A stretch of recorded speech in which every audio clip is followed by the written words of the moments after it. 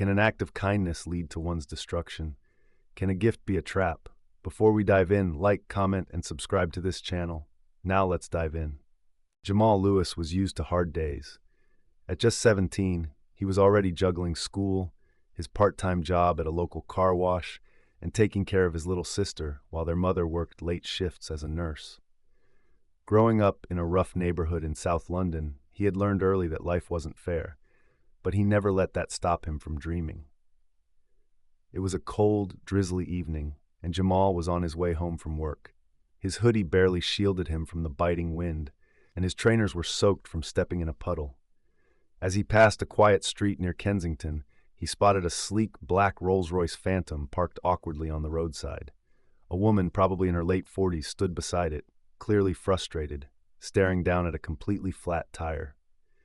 Jamal hesitated. He had seen enough movies to know that rich people rarely had time for kids like him, but something told him to help. He approached cautiously. "Excuse me, ma'am. You need help with that?" he asked. The woman turned, her sharp blue eyes narrowing in suspicion.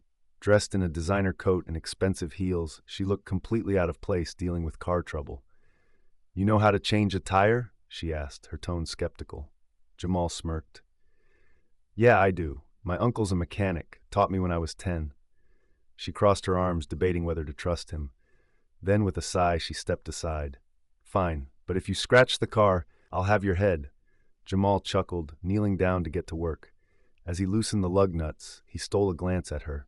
Something about her seemed familiar, like he had seen her face on TV before. "Fancy car," he said, trying to make conversation. She huffed. "It's just a car." He raised an eyebrow. "People who say that usually have a lot of them." She smirked. "Clever boy." Within minutes, Jamal had the spare tire in place. He wiped his hands on his jeans and stood up. All done. The woman checked his work, then turned to him with a curious look. "You did that fast." Jamal shrugged. "Had to. My mom's waiting on me." For the first time, she seemed to really look at him, not just as some kid, but as someone worth noticing. She reached into her designer handbag and pulled out a crisp 50-pound note. "For your trouble." Jamal hesitated. He could use the money, badly, but something told him not to take it. "That's all right, ma'am. Just glad to help." Her eyes flickered with something. Surprise? Respect? He wasn't sure. "What's your name?" she asked. "Jamal." She gave a small nod, as if committing it to memory. "Jamal, I don't normally do this, but I think we should talk." Jamal's heart pounded. Something told him this was no ordinary rich woman, and whatever she had to say next could change his life forever. Jamal wiped his hands on his jeans, still feeling the woman's gaze on him. The streetlights cast a golden glow on her sharp features, and for a moment he thought about walking away. Something about her made him uneasy, not in a bad way, but like he was stepping into something way bigger than he could understand. "You want to talk?" he asked cautiously. She nodded. "Not here. Get in." Jamal hesitated. He'd been warned about situations like this, a rich person with good intentions, but a dangerous world he didn't belong in. But there was something in her voice that didn't sound like charity. It sounded personal. "I don't know." She sighed, then reached into her handbag and pulled out a business card. The gold letters shimmered under the streetlight. Eleanor Harrington, CEO, Harrington Financial Group. Jamal's breath caught in his throat. Eleanor Harrington? The billionaire who owned half the finance companies in London? The name was even bigger in the U.S. Rumor had it she had ties with Wall Street's elite. He glanced up at her, his voice suddenly quieter. I am." She folded her arms. "And I don't waste my time, Jamal." Amal hesitated, gripping the business card. The name Eleanor Harrington carried weight. He had heard it before on the news, in finance articles, even in casual conversations about the richest people in the world. What did someone like her want with him? "I don't get it," he said cautiously. "Why do you want to talk to me?" Eleanor exhaled sharply, glancing around the quiet street as if deciding how much to say. Then she gestured toward her car. "Get in. Just for 5 minutes." Jamal hesitated. Every instinct told him to walk away, but curiosity was gnawing at him. Rich people didn't stop for kids like him, unless they had a reason. Against his better judgment, he got into the Rolls-Royce. The interior smelled like luxury, leather seats, a sleek dashboard, and the soft hum of the engine waiting to roar back to life. Eleanor turned toward him. Jamal, do you believe in fate? He scoffed. Not really, she smirked. Neither did I. But what happened tonight? It's not random. Jamal frowned. Look, if this is about the tire, it's not, she interrupted. It's about an opportunity. That got his attention. Eleanor reached into her handbag and pulled out a black envelope. She slid it toward him. Inside this is a chance most people will never get. If you say yes, your life changes forever. Jamal stared at the envelope, his heart pounding. What kind of opportunity? Eleanor leaned in slightly, her voice lower now. I run a program, an elite mentorship for young people with potential. People like you. You'd be trained by some of the best minds in business, technology, and finance. You'd travel, learn skills that could put you at the top. She paused, studying his reaction. A year in this program could take you from washing cars to running companies. Jamal's mouth went dry. And you're offering this to me? Why? Eleanor tapped her nails on the leather seat. Because you remind me of someone. He narrowed his eyes. Who? She looked away for the first time, staring at the city lights outside. When she spoke again, her voice was quieter. Someone I failed. Jamal could feel the weight in her words. Whoever that person was, they mattered. And something told him this wasn't just business. He looked down at the envelope again. Inside was a choice, stay in the life he knew or take a leap into something completely unknown. And for the first time in his life, he felt like he had real power over his future. Jamal stared at the black envelope in his hands. It felt heavier than it should, like whatever was inside had the power to completely shift the course of his life. He swallowed hard. What if I say no? Eleanor tilted her head, her expression unreadable. Then you walk away, and we never speak again. She crossed her legs, her expensive heels gleaming under the dim car light. But something tells me you won't. Jamal exhaled, running a hand over his hoodie. Why me? You don't even know me. I know enough, she replied smoothly. I watched you change that tire in minutes. You didn't hesitate. You didn't take the money I offered. That tells me you've got integrity, intelligence, and initiative. 3 things money can't buy. She leaned forward slightly. I've built an empire by betting on the right people, and I think you're one of them. Jamal's mind raced. It sounded too good to be true. A random billionaire just happened to break down on his street and now wanted to mentor him? Things like this didn't happen to kids like him. But then again, what if they did? His phone buzzed in his pocket. Mum. Reality came crashing back. He still had to get home, make sure his little sister had eaten, and help with homework. This wasn't some fairy tale. He glanced at Eleanor. Can I think about it? Her lips curled into a small smirk. Smart answer.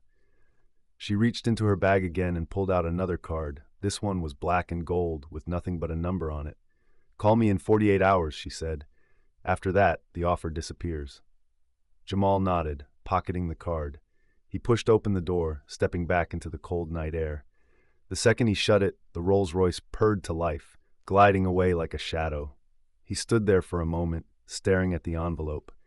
Then, taking a deep breath, he shoved it into his hoodie pocket and started walking home. That night, he sat at the small kitchen table, flipping the envelope between his fingers. His mother sat across from him, exhausted from her double shift. How was work? She asked, sipping tea. Same, Jamal muttered. She studied him for a moment. You all right? He hesitated. Should he tell her? Would she even believe him? Instead, he forced a smile. Yeah, just tired. His mother nodded, yawning. Me too, baby, me too. Jamal looked at her, at the lines of exhaustion on her face, of the sacrifices she made every day. If this offer was real, could it change things for her too? His heart pounded as he finally opened the envelope. Inside was a first-class plane ticket to New York, and a contract with the words, Welcome to the Harrington Initiative. Jamal's breath caught. This wasn't just a meeting. This was something bigger than he ever imagined. Jamal gripped the plane ticket like it might disappear at any moment. New York. It felt surreal. A billionaire just handed him an opportunity that could change his life. And yet, something felt off.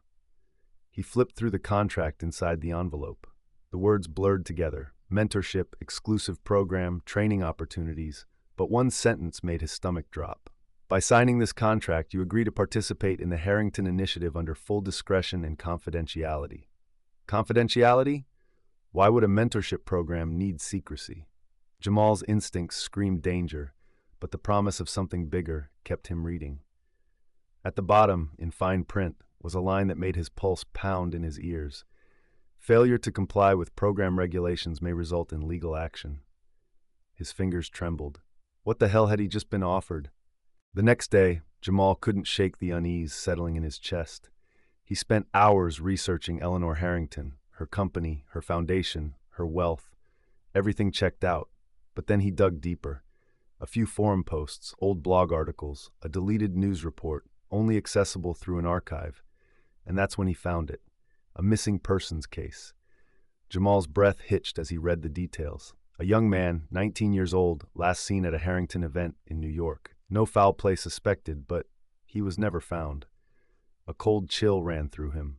Was this connected? He needed answers. Jamal stared at the black and gold card Eleanor had given him. His hands were sweaty as he finally dialed the number. It rang twice before she picked up. "I was expecting your call," Jamal swallowed. "I need to ask you something." Silence. Then, "You've been researching me." His grip on the phone tightened. "Who was Miles Carter?" Another pause. Then, for the first time, Eleanor's voice changed. It was no longer smooth, confident. It was sharp, controlled. "You've done your homework." Jamal's stomach twisted. Did something happen to him? There was no hesitation in her response. "Yes." Jamal felt his knees go weak. "What happened?" Eleanor sighed. "I was hoping to tell you in person." "No, tell me now." A long silence. Then she said something that made his blood run cold. "Miles Carter was my last student." Jamal's heart pounded. Eleanor continued. "He was brilliant, sharp like you. He wanted more out of life." Jamal's voice was barely a whisper. "So what happened to him?" Eleanor hesitated. Then she finally said the words that shattered everything Jamal thought he knew. "He found out something he wasn't supposed to, and he disappeared." Jamal nearly dropped the phone. "What do you mean disappeared?" Eleanor's tone darkened. "Jamal, listen to me carefully. If you take this offer, you'll be stepping into a world where power controls everything, where people will do whatever it takes to keep their secrets." Jamal's blood ran cold. He looked at the plane ticket still sitting on his desk, the promise of a better life, a way out. But now, it felt more like a trap, and he had only 48 hours to decide. Jamal barely slept. His mind kept circling the same terrifying thought. Miles Carter took this offer. Now he's gone. He knew he should walk away. Ignore the contract. Tear up the plane ticket. But another voice in his head whispered, "What if this is your one shot at something bigger? What if you don't take it and regret it forever?" The weight of his mother's exhaustion, the struggles of making ends meet, and the feeling of being stuck in the same cycle for years, it all pushed him toward a single decision. He had to go to New York, but on his own terms. The airport was a blur. Jamal sat stiffly in his first-class seat, surrounded by wealthy businessmen and influencers taking selfies with their champagne. He clutched his backpack, his heart racing as the plane took off. As soon as they were in the air, a flight attendant approached him. "Mr. Jamal Thompson?" His stomach dropped. "Yeah?" She handed him a sealed note with the Harrington logo. "From Miss Harrington. She's expecting you." Jamal's fingers shook as he opened it. Inside, neatly typed, were 4 words, "Welcome to the other side." A chill ran down his spine. When he landed, a sleek black car was waiting for him outside JFK Airport. The driver, a tall, muscular man with no expression, opened the door without a word. Jamal hesitated. This was it, the point of no return. Taking a deep breath, he got in. The car weaved through the streets of New York until they reached a towering glass skyscraper, Harrington Global Headquarters. Security guards flanked the entrance, dressed in all black, earpieces in their ears. The moment Jamal stepped out, a familiar voice greeted him. "You made the right choice." He turned. Eleanor Harrington stood there, smiling. But something was different. This wasn't the woman stranded on the roadside. This was someone else. Colder, sharper, more in control. "Follow me," she said. Jamal swallowed hard and stepped into the building. The elevator ride was eerily silent. Eleanor stood beside him, unreadable. Jamal finally spoke. "I want to know what happened to Miles Carter." Eleanor sighed. "You don't waste time, do you?" "No," he said firmly. "And if you don't give me real answers, I'm leaving." She turned to him, her expression unreadable. "Jamal, what do you think happens to people who know too much?" His chest tightened. "What do you mean?" The elevator dinged, doors sliding open. Eleanor stepped out first. Jamal followed, straight into a high-tech conference room with floor-to-ceiling windows. In the center of the room sat a single chair, and in that chair was someone Jamal never expected to see. His breath caught in his throat. It was Miles Carter, alive. But when Miles lifted his head, Jamal's blood ran cold. His eyes were filled with fear, and he mouthed just two words, "Run, now." Jamal's pulse thundered in his ears. Miles Carter was alive, but terrified. Eleanor stepped forward, her tone cool. "Jamal, sit. I'm sure you have questions."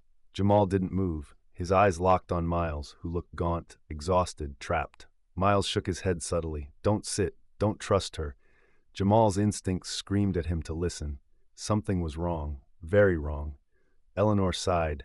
"I expected more trust from you." She walked to a control panel on the wall and pressed something. The door behind Jamal clicked, locked, his stomach dropped. "I didn't bring you here to scare you," Eleanor said, her voice smooth. "I brought you here because you're special, Jamal, just like Miles." Jamal clenched his fists. A guard suddenly grabbed Miles by the shoulder, silencing him with a warning squeeze.